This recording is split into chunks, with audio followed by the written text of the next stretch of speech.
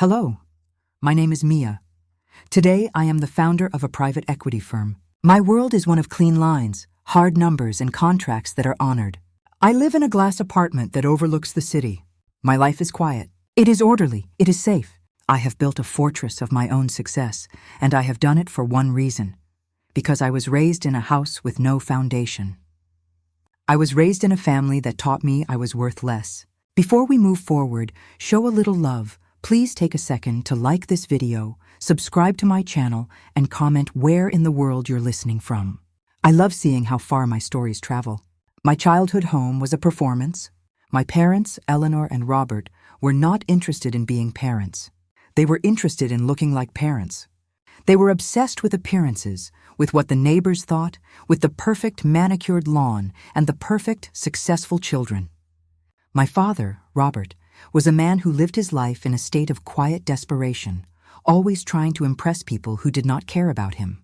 My mother, Eleanor, was a woman who saw her children not as people, but as accessories, as proof of her own success. And in her collection, my older sister, Olivia, was the star. Olivia was the golden child. She was beautiful, she was charming, she was funny, she was everything my parents wanted.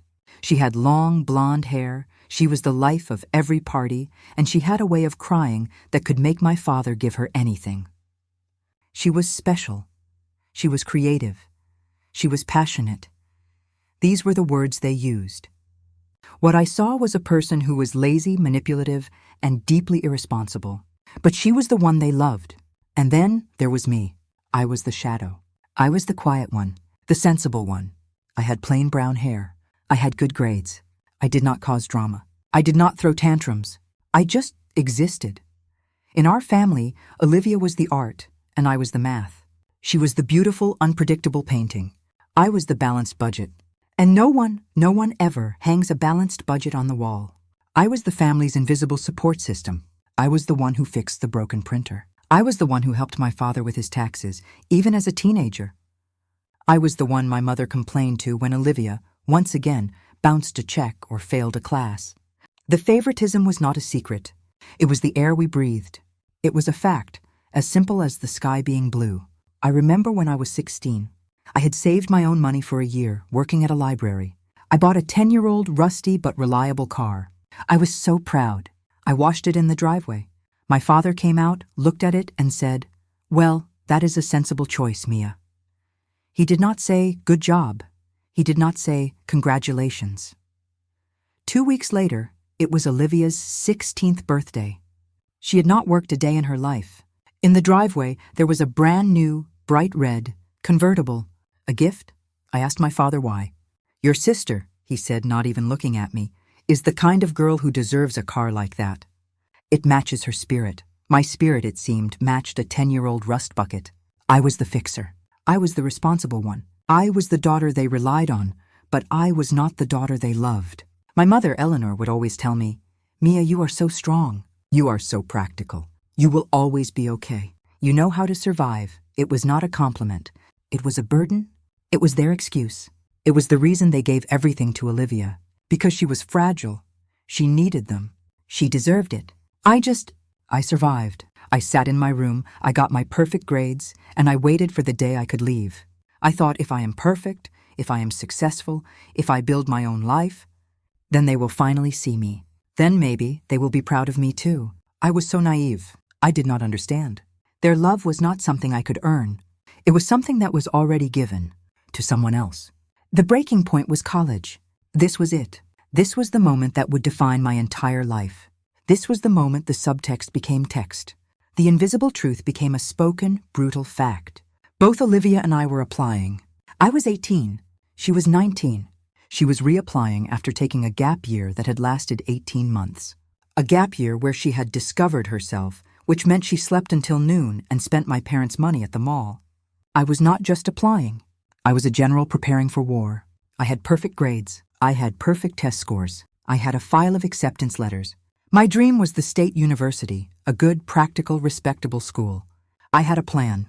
I was going to get a degree in finance. I had a budget. I had spreadsheets. I had a plan to pay them back for any loans. I was, as they always said, sensible. Olivia, she had applied to one school.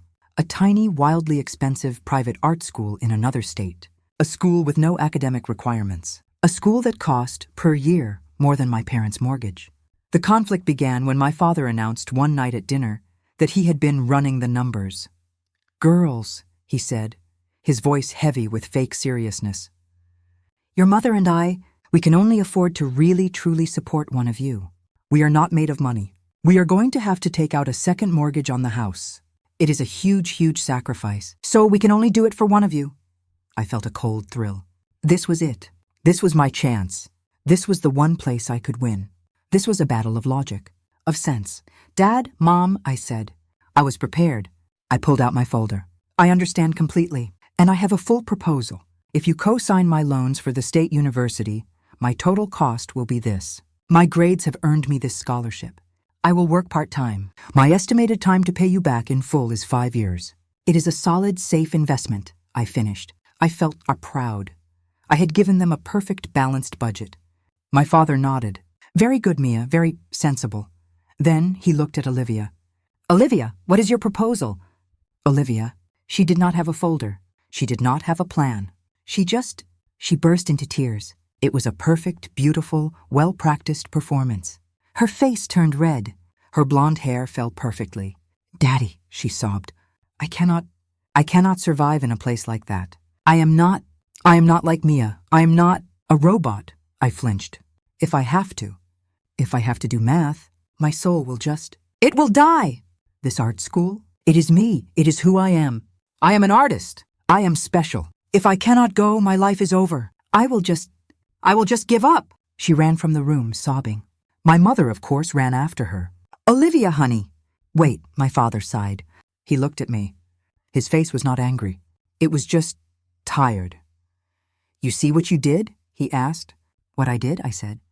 "Dad, I just showed you a plan." She threw a tantrum. "She is passionate, Mia," he said, his voice sharp. "She feels things. You just make spreadsheets." The next day, they called me into the living room. The family meeting. My mother and father sat on the sofa. Olivia sat in the big armchair, looking pale and fragile, like a Victorian doll. She would not look at me. "Mia, sit down," my mother said. I sat. My heart was pounding. My mother took a deep breath. She was the executioner. "Mia," she said. Her voice was cold, not mean, just final. "Your father and I have made a decision. We have decided to take out the second mortgage. We are going to send Olivia to her art school." I could not breathe. It was like the air had been punched out of my lungs. "What?" I whispered. But my plan, it is a safe investment. It is a fantasy. She will not even graduate. You know she will not." "It does not matter," my father said. "She needs this. She needs to feel supported. And I do not." I asked. My voice was shaking. "I have done everything right.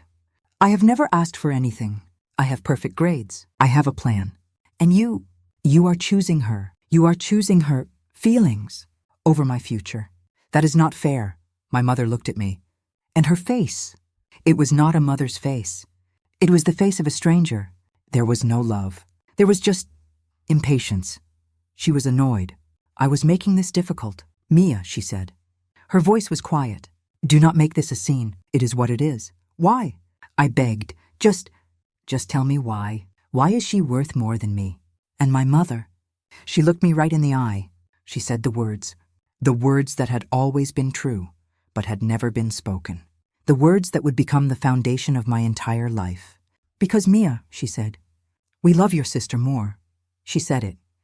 Just like that, like she was telling me the sky was blue. She's the one who needs us. You do not. You are strong. You are practical. You will find a way. You will survive. Now please stop being selfish. This is final." I looked at her. I looked at my father, who was just staring at his hands. I looked at Olivia, who was pretending to cry. I did not yell. I did not scream. I broke. A perfect, clean, silent break. The girl who had tried so hard to win their love, she died in that moment. "Okay," I whispered. "I understand." I stood up. I walked to my room, and I started to pack. I left that night. I did not say goodbye. What was there to say? My mother had given me my answer. "We love your sister more."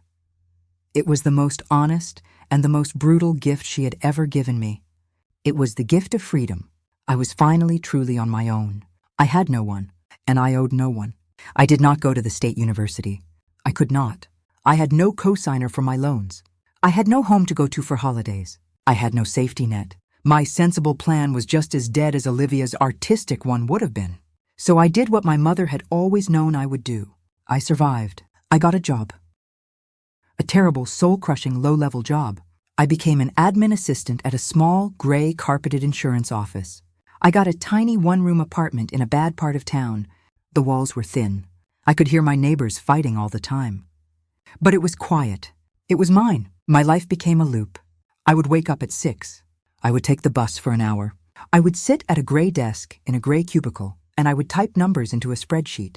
For 8 hours, I would take the bus for an hour home. I would eat a bowl of instant noodles.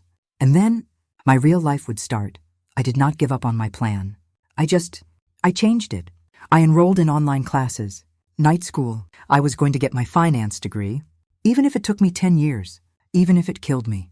I would work all day. I would study all night. I slept for 4 hours. I did not have friends. I did not date. I did not go to parties. I worked. I worked in total, absolute, grinding silence. The only connection I had to my old life was social media. I would sit in my cold, tiny room and I would watch their lives. I would watch the life they had bought for Olivia. The life that should have been, at least partly, mine. I watched them use that second mortgage. I saw Olivia's pictures from her dorm room. It was not a dorm. It was a luxury apartment. I saw her pictures from her study abroad trip to Paris. She was drinking wine, laughing in front of the Eiffel Tower. The caption read, "So blessed. My parents are the best. They support my art." I saw her pictures from her spring break in Cancun. I saw her new expensive art supplies. I saw her new expensive friends. And I was eating plain rice for dinner. I was working overtime, trying to pay for a statistics textbook. The contrast was so sharp, it was physically painful. But I did not let the pain break me. I let it focus me. I let it harden me. Every picture she posted, every laugh, every blessed, it was gasoline on my fire. I worked harder. I got my degree. It took me 6 long, lonely years. But I got it, with a perfect grade point average. The day my diploma came in the mail, I did not cry. I held it.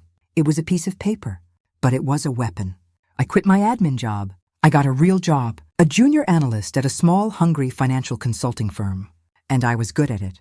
I was not just good, I was brilliant. Because I was not just doing a job, I was at war. I worked harder than anyone. I came in earlier. I stayed later.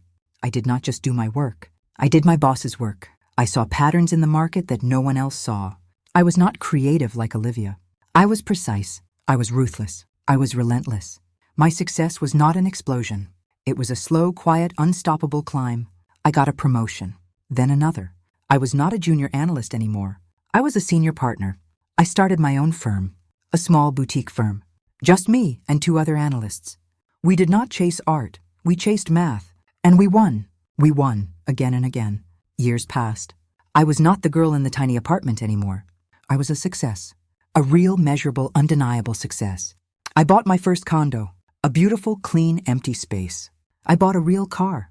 I did not post pictures. I did not tell anyone. I worked, in silence. I had not spoken to my family in over 10, 15 years. They were ghosts. They were a bad, sad story from another life. I was safe. I was secure. I had finally built my own foundation. The ghosts came back. They always do not they? They do not come back when you are poor and struggling. They do not come back when you are eating noodles in a cold room. They come back when your name is on a sign. They come back when they smell success. I was in my office, my real office, on the 21st floor. It was all glass overlooking the city. My assistant buzzed me. "Ms. Evans," she said, "there is a couple here to see you. A Mr. and Mrs. Evans, they say. They say they are your parents." My blood went cold. I had not heard their names in 15 years. I looked at my calendar. I had no meeting. They had just showed up. My first instinct was to say no, to tell security to remove them, but the anger, the cold, quiet anger that had been my fuel for 2 decades. It wanted to see this. "Send them in," I said. The door opened. They were old. That was the first thing I saw. My father, Robert, who had been so strong and loud. He was thin. He was gray. He was holding a cheap hat in his hands. My mother, Eleanor, who had been so cold and proud. She looked desperate.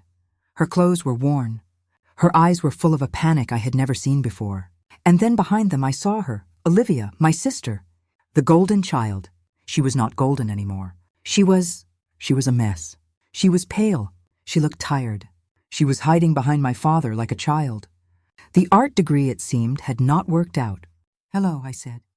My voice was not my own. It was the voice of my company. It was cold. It was calm. "You have 5 minutes. What do you want?" My mother rushed forward. "Mia, oh, Mia, honey." She tried to hug me. I did not stand up. I just held up my hand. She stopped, confused. "Sit down," I said. They sat, the three of them, on the other side of my giant marble desk. They looked so small. We saw you," my mother stammered. "In the paper, a business magazine. We are so proud, Mia, so proud." "You have 5 minutes," I said again. My father took over. He cleared his throat. "Mia," he said, we are in trouble. We are in terrible trouble." He told me the story. It was not a surprise. It was the only story that could have ever happened. Olivia, she had never graduated. She had dropped out of the art school after they failed to appreciate her talent. She had moved back home. She had tried to start a brand. She had a dozen failed businesses. She had married a man just like her, a musician who did not work. They had 2 children. They all lived in my parents' house. My parents had funded it all. They had paid for her life. They had paid for her husband's life. They had paid for their children. They had bled themselves dry. The second mortgage. They had defaulted. Of course they had. They had taken out another mortgage, and another. They had drained their retirement. They had drained everything. "The bank," my father whispered, his voice cracking. They are foreclosing. We are losing the house. We have 30 days. We have nowhere to go, Mia. We are going to be homeless. I see." I just looked at them. The 3 of them, the unholy trinity of my childhood. They had taken my foundation, my $200,000, and they had lit it on fire. And now the fire was burning down their own house.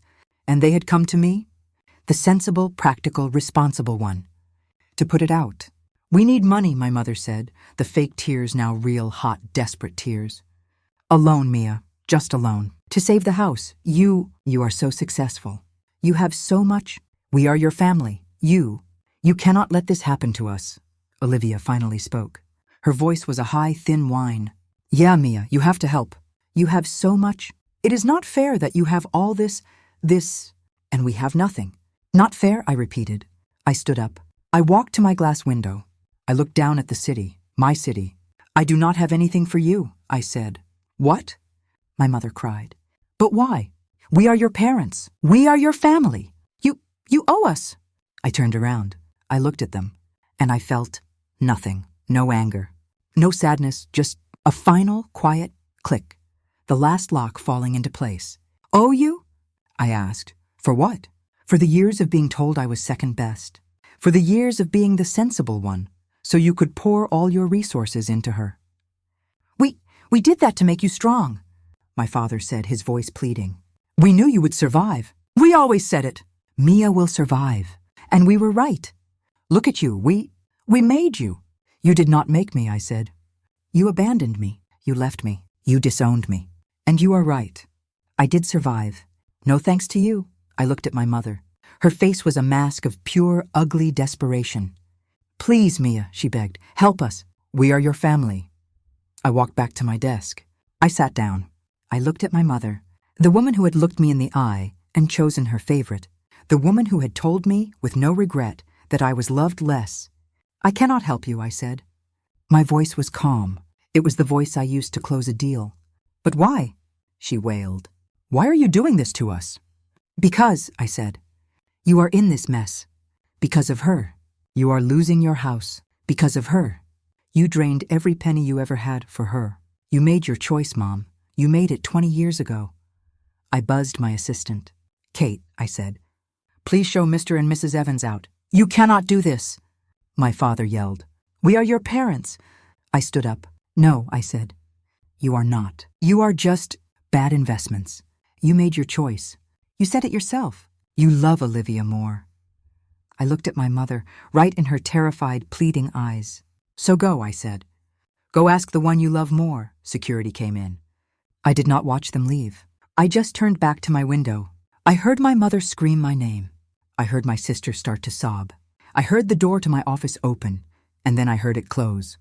And then there was just silence, my beautiful, perfect, well-earned silence.